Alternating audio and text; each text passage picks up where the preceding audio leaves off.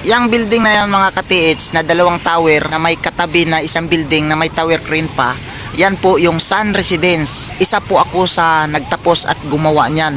Noong 2011 po ako nag-umpisa dyan. Tabi po yan ng PLDT building, matatagpuan sa Welcome Rotunda. Dyan ako nag-umpisa pumasok sa kumpanya na yan, sa EI Corporation nung dati na nasa EI pa ako.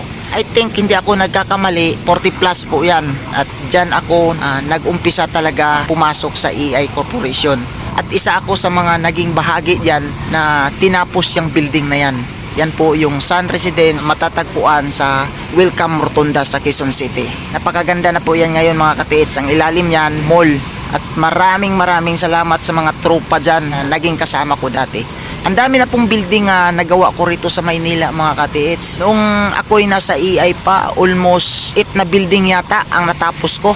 At mula sa kinaroroonan ko mga ka-TH ay napakalayo po yan. Mabuhay po tayong lahat na mga construction na operator sa tower crane. Yang building na nakikita nyo mga ka-TH, isa po ako sa gumagawa niyan noong sagsagan na ako po ay nasa EI pa na kumpanya.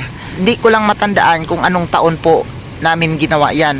Basta isa po ako sa gumagawa niyan. Para makita nyo ng maigi kung gaano kataas, isusum ko pa mga ka-TH. Yan yung building na yan mga ka-TH. Yan yung Skysuit building na matatagpuan sa Quezon Ave. Isa po ako sa gumagawa niyan. Kung hindi ako nagkakamali, I think nasa kulang-kulang 100 palapag yan. Kasi sa bawat palapag may second floor. Kaya ganun po siya kataas. At maraming salamat rin sa EI Corporation. Binigyan ako ng pagkakataon na maging bahagi sa kanilang kumpanya. Marami akong natutunan, marami akong mga karanasan na hindi makakalimutan sa kumpanya na yan. Maraming salamat sa EI Corporation nga naging bahagi ako sa kumpanya nyo.